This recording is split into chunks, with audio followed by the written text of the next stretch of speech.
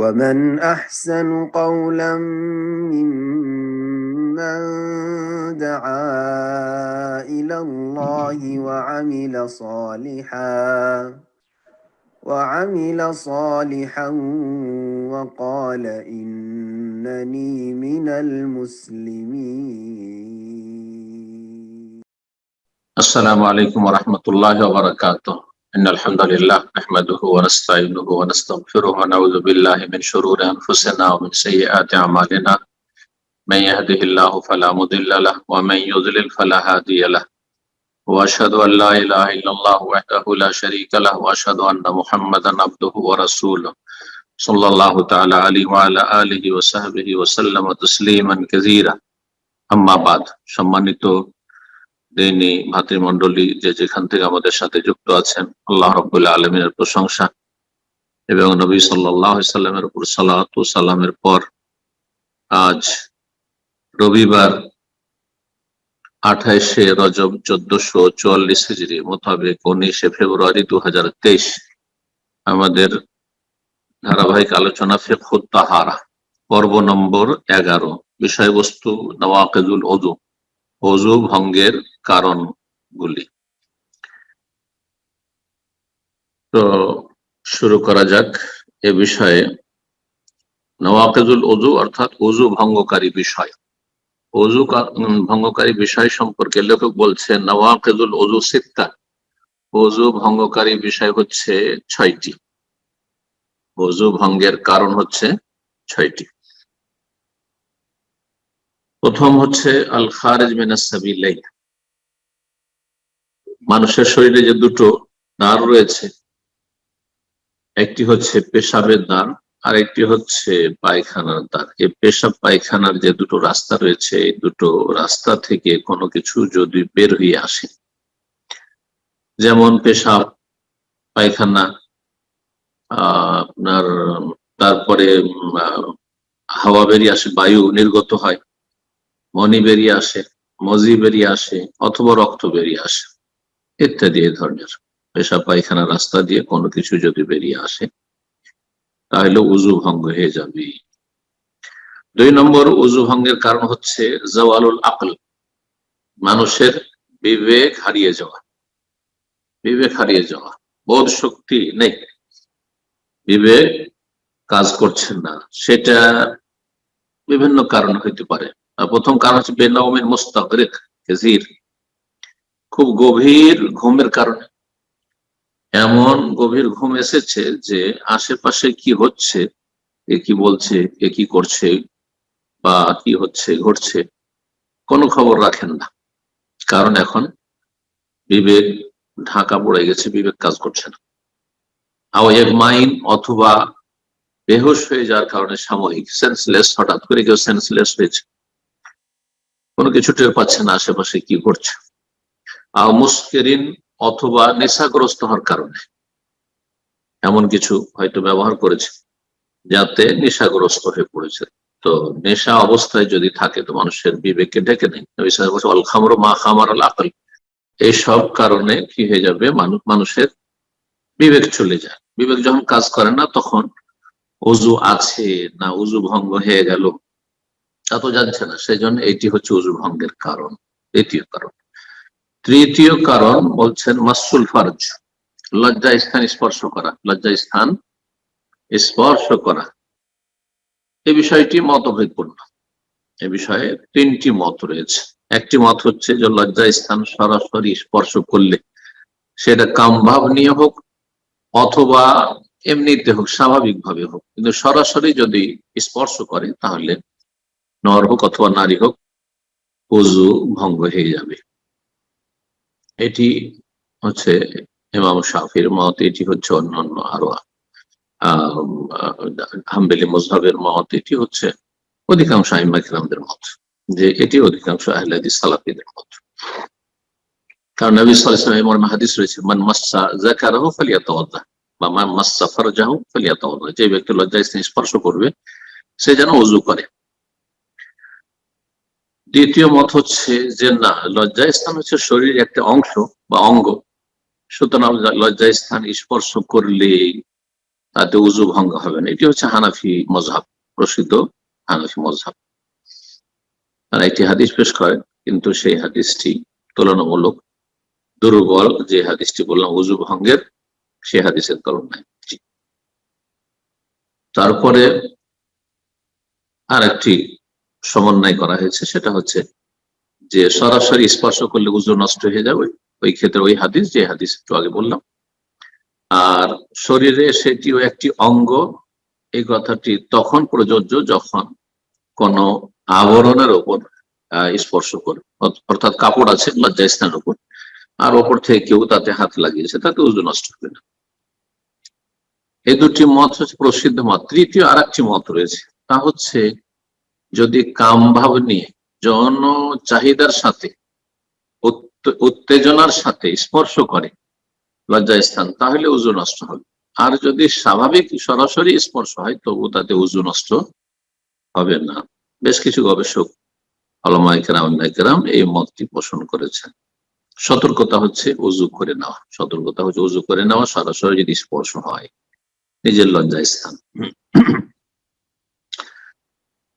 তারপরে 4 নম্বর কারণ হচ্ছে উজু ভঙ্গের কুল্লু মা আউজাবা গোসলান, যাতে গোসল ফরজ হয়ে যায়, এমন কোন কারণ যাতে গোসল ফরজ হয়ে যায়। যেমন জানাবাত, স্বপ্নদোষ, অথবা স্বামী স্ত্রী সহবাস, অথবা মাসিক ঋতু চলে আসা নারীদের, অথবা বাচ্চা ভূমিষ্ঠ হওয়ার যে নেফাস, ব্লিডিং এর রক্ত, আপনার প্রসব বেদনার সাথে বাচ্চা ভূমিষ্ঠ হওয়ার আগে ব্লিডিং শুরু হয়ে গেছে, সেটাও নেফাস।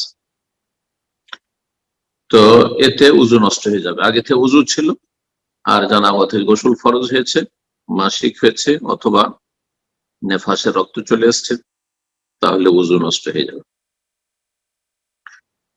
এতে কোনো ইখতিলাফ নেই। 5 নম্বর বিষয় হচ্ছে আর-রিদ্দাত আনিল ইসলাম, ইসলাম বিমুখ হয়ে যাও। ইসলাম থেকে যদি মুরতাদ হয়ে যায়, মুসলিম ছিল, হঠাৎ করে ইসলাম থেকে মুরতাদ হয়ে গেল যে কোনো কথা অথবা এমন কাজের মাধ্যমে যা ইমান ইসলামের পরিপন্থী, ইমান ইসলাম ভঙ্গকারী, তাহলে সেই ব্যক্তি মুরতাদ। তো মুরতাদ হয়ে গেলে সমস্ত আমল যেহেতু ধ্বংস অতীতের, আর একটি আমল হচ্ছে উজু, সুতরাং উজু ধ্বংস, উজু নষ্ট হয়ে যাবে, এতে কোনো ইখতিলাফ নেই। 6 নম্বর বিষয় হচ্ছে আকলুল লাহমিল জুজুর, উটের গোশত খাওয়া। উটের গোশত খেলে উজু নষ্ট হয়ে যাবে, এটি সহিহ হাদিস দ্বারা প্রমাণিত নবী সাল্লাল্লাহু আলাইহি ওয়াসাল্লামের। এই মতটি ইমাম আহমদ রাহিমাহুল্লাহ গ্রহণ করেছেন, এবং সমস্ত মুহাদ্দিসিনে কেরাম, আহলে হাদিস, সালাফিরা এই মতটি গ্রহণ করেছেন। কারণ এটি হচ্ছে সহিহ হাদিস সম্মত, হাদিসের অনুসরণ করতে হবে, সেখানে আমাদের যুক্তি কাজ করুক আর নাই করুক। কিন্তু অন্যান্য ওলামারা, যেমন হানাফি মাযহাব, অন্যান্য মাযহাবে, তারা বলছেন না, উটের গোশত খেলে কেন উজু নষ্ট হবে, তাতে যেমন গরু গোশত খেলে উজু নষ্ট হয় না, খাসি, বকরি ইত্যাদি, ভেড়া ভেড়ি অথবা মোরগ, হাঁসের গোশত খেলে উজু নষ্ট হয় না, ওই রকমই তাতেও নষ্ট হবে না। তারা সেখানে যুক্তি পেশ করে, হতে পারে তাদের আইম্মায়ে কেরামদের কাছে এই হাদিসটি পৌঁছেনি, সহিহ সূত্রে অথবা পৌঁছেনি, আল্লাহু তাআলা আ'লাম। কিন্তু আমাদের যদি ইখতিলাফ দেখি, তাহলে ফিরে আসতে হবে আল্লাহ তাআলার দিকে এবং তার রাসূল সাল্লাল্লাহু আলাইহি ওয়াসাল্লামের দিকে। আমরা সহিহ হাদিসে পাই যে উটের গোশত খেলে উজু নষ্ট হয়ে যাবে। হিকমা, এর তত্ত্ব রহস্য আল্লাহ ভালো জানে। ওই দলিলটি এখানে লেখক উল্লেখ করেছেন, জাবের বিন সামরা রাদিয়াল্লাহু তাআলা আনহু থেকে বর্ণিত। তিনি বলছেন, না রাজুলান সাআলা রাসূলুল্লাহ সাল্লাল্লাহু আলাইহি ওয়াসাল্লাম, জনৈক ব্যক্তি জিজ্ঞেস করলো রাসূলুল্লাহ সাল্লাল্লাহু আলাইহি ওয়াসাল্লামকে, আতাওয়াদ্দাউ মিন লুহুমিল গানাম, আমি কি ছাগলের গোশত খেয়ে উজু করব? তাহলে ইন শি'তা ফাতাওয়াদ্দা, তুমি যদি চাও তো উজু করে নাও, কারণ তাতে কিছু চর্বি আছে, আর গোশত খেয়েছো তো মুখে, হাতে তো একটু চর্বি লেগে আছে বা গন্ধ আছে, তো উজু করে নাও, পরিষ্কার হলে ভালো, কিন্তু জরুরি নয়। জন্য যদি চাও বলেছেন রাসূল, ওয়াইন শি'তা ফালা তাতাওয়াদ্দা বা ফালা তাওয়াদ্দা, যদি তুমি চাও তাহলে উজু করিও না, তোমার মর্জি। তাহলে তখন ওই ব্যক্তি জিজ্ঞেস করলেন, আতাওয়াদ্দা মিন লুহুমিল ইবিল, উটের গোশত খেলে কি উজু করবো? কালা নাম, হ্যাঁ উজু করতে হবে।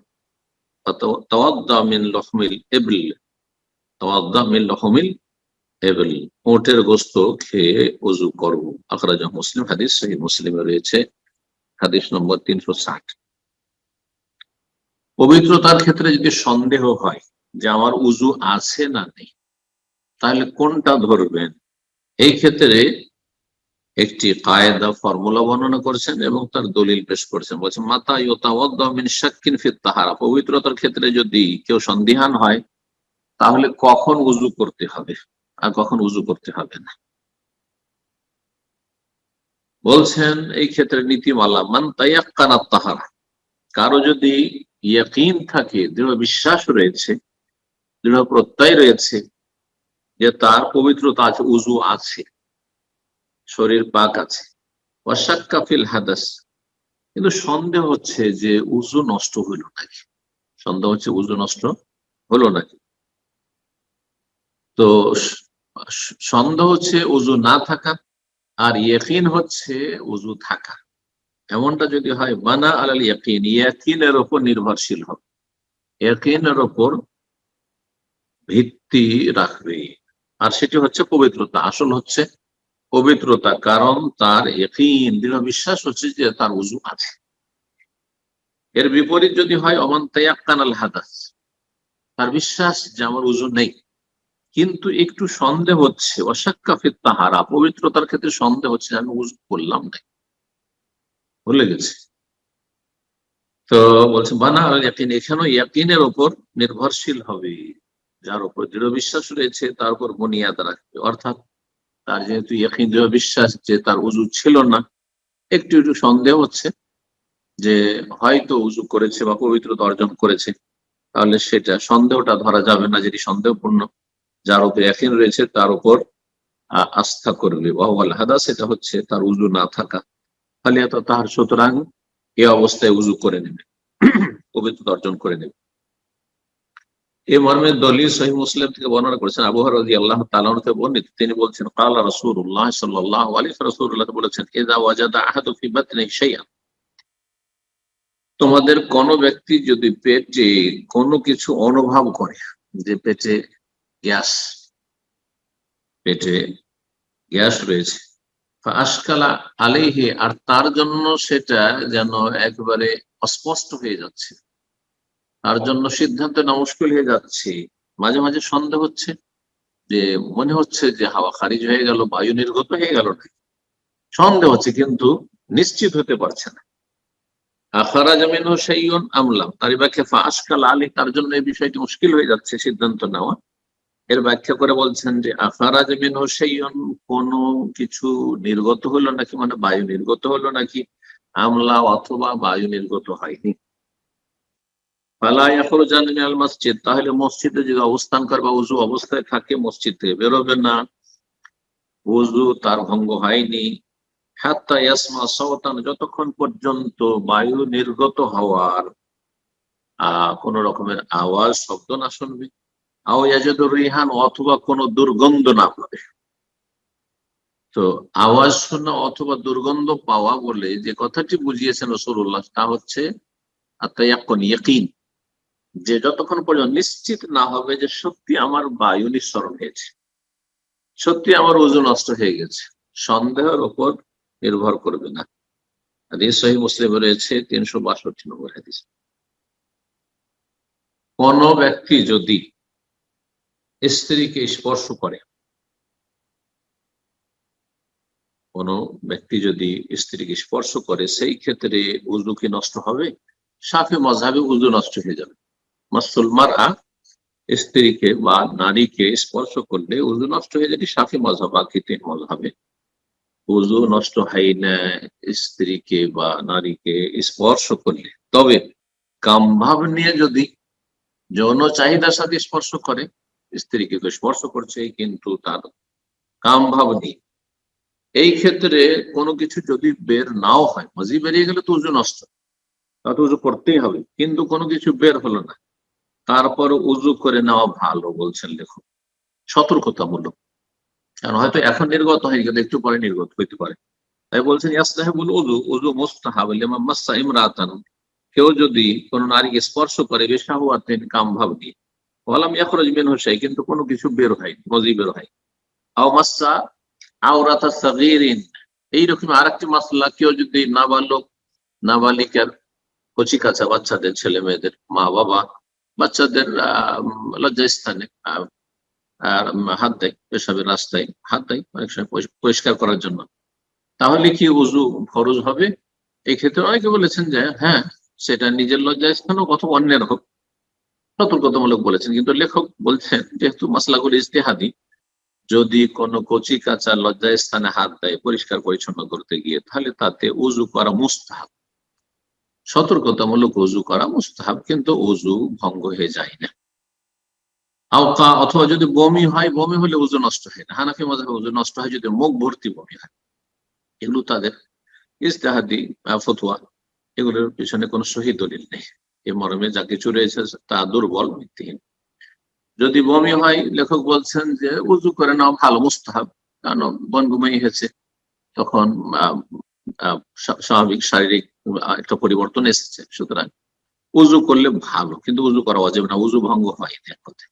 আর হামাল মাইয়াত, এরকমই যদি মৃত ব্যক্তিকে বহন করে, মাইয়াতের খাট বহন করেছে, মাইয়াতকে স্পর্শ করেছে, তাহলে কি উজু নষ্ট হবে? উজু নষ্ট হবে না, কিন্তু যদি উজু করে তো ভালো, এই মর্মে হাদিস রয়েছে। কিন্তু সেটা মুস্তাহাব, শুধু উজু করা জরুরি নয়, কারণ এটি উজু ভঙ্গের কারণ নয়। ওয়াইন্না কুল্লি হাদাসিন, আর এইরকমই মানব জীবনে যে কোনো রকমের পরিবর্তন, হঠাৎ করে যদি একটা কোনো পরিবর্তন দেখেন, তাহলে উজু করে নাও ভালো। এখানে হাদাস মানে হচ্ছে উজু ভঙ্গ হওয়া নয়, হাদাস মানে হচ্ছে কোনো একটা ঘটনা ঘটে গেল, হঠাৎ করে মেজাজটা খুব গরম হয়েছে, খুব রেগে গেছেন আপনি, তাহলে মন মেজাজকে ঠান্ডা করার জন্য উজু করেন।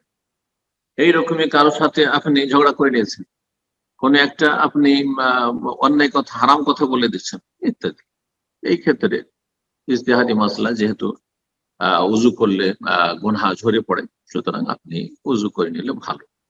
বলে কুল্লে সালাতিন, এইরকম উজু থাকা সত্ত্বেও প্রত্যেক সালাতের জন্য উজু করা, প্রত্যেক ফরজ সালাতের জন্য উজু করা, এটি হচ্ছে মুস্তাহাব। মাআল্লাম এখন মুহদাসান, যতক্ষণ পর্যন্ত উজু নষ্ট হয়নি। কিন্তু যদি উজু নষ্ট হয়ে যায় তাহলে ফায়াজিব, তখন উজু করা ফরজ। হালকা যদি ঘুম থাকে, এটাকে বলছে আন্নাউমুল ইয়াসির, হালকা ঘুম, সেটি দাঁড়িয়ে হোক অথবা বসে হোক অথবা চিত হয়ে হোক, লা ইয়ানকুদুল উজু, এতে উজু নষ্ট হবে না। হালকা ঘুম কাকে বলা হয়? ঘুম কিন্তু আশেপাশে কি ঘটছে, কি কে বলছে, কি বলছে অথবা কি হচ্ছে আপনি টের পাচ্ছেন, একবারে এমন গভীর ঘুম হয়নি যে কিছুই টের পাচ্ছেন না, স্বপ্ন দেখে নিয়েছেন, তাহলে গভীর ঘুম ধরে নিতে হবে। হালকা ঘুম যদি হয়, সেটা দাঁড়িয়ে হোক বসে হোক শুয়ে হোক, অসুবিধা নেই। কারণ কেউ কেউ বলে থাকে যে দাঁড়িয়ে বসে যদি কেউ ঝিমায় তাহলে উজু নষ্ট হবে না, আমাদের সেই কথাগুলো প্রচলিত। কিন্তু যদি চিত হয়ে শুয়ে যায় উজু নষ্ট হয়ে যায়, বা চিত হয়ে ঘুমিয়ে যায়, না, চিত হয়ে যদি হালকা ঘুমায় তাতে উজু নষ্ট হবে না।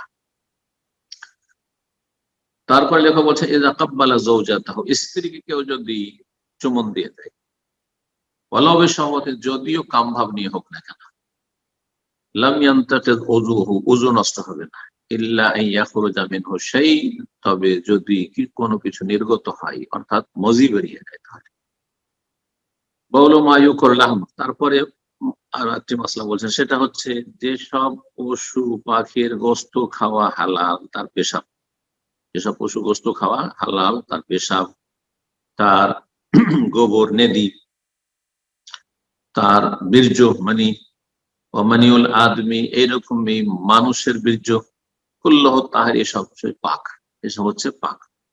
তাহলে ছাগলের বীর্য, ছাগলের নেদি, গরুর গোবর ইত্যাদি, উটের গোবর, পেশাব, এগুলি পাক, না পাক নয়, কুল্লাহ তাহির, এগুলি পাক, পবিত্র। অসুরুল হিররাত তাহিরুন, বিড়াল তো হারাম খাওয়া, কিন্তু বিড়ালের জুঠা, বিড়ালের লালা, বিড়ালের জুঠা হচ্ছে পাক। সুতরাং কোন পাত্রে যদি বিড়াল মুখ দিয়ে দেয়, খাবারে মুখ দিয়ে দেয়, আপনার রুচি হলে আপনি খেতে পারেন, না পাক হয়নি। সেবাউল বাহাইম বলছেন যে যেসব হিংস্র পশু, হিংস্র জন্তু, অথবা ওয়াল জাওয়ারিহ মিনাত তাইর, এমন পাখি যেগুলি শিকার করে খায়, যার বড় বড় নখ আছে আর সেগুলি দিয়ে শিকার করে খায়, অল হেমারুল আহলি, এবং গাধা, যে গাধা মানুষ ঘরে পুষে থাকে, ওয়াল বাগল, খচ্চর, কুল্লহা তাহেরাতুন ফিল হায়াতে, যতক্ষণ বেঁচে আছে পাক পবিত্র, পাক পবিত্র, না পাক নয়। অর্থাৎ আপনি গাধার পিঠে চড়েছেন, গাধার ঘাম লেগেছে, খচ্চরের ঘাম লেগেছে, বা কিছু, না পাক নয়, সবকিছু যতক্ষণ বেঁচে আছে পাক। অসুর তাহের, এইরকম এগুলি লালা জুঠা হচ্ছে পাক। ওয়ালা ইয়ানজুসু মিনহা ইল্লা রউস, নাপাক যেটা হিংস্র পশুর, কুকুর শিরগালের, এইরকমই আপনার যেসব শিকার করে খায় যেসব পাখি, যেসব পাখির গোস্ত খাওয়া হারাম, এসব পাখি, এইরকম গাধা, খচ্চর, এগুলির যেই বিষয়গুলি বা যে বস্তুগুলি নাপাক তা হচ্ছে রৌফ, গোবর, পায়খানা, বল, পেশাব, অদ্দাম আর রক্ত, এগুলো হচ্ছে নাপাক। তারপরে বলছেন যে যার ওজুর নাই সেই ব্যক্তির জন্য কোন কোন কাজ করা হারাম।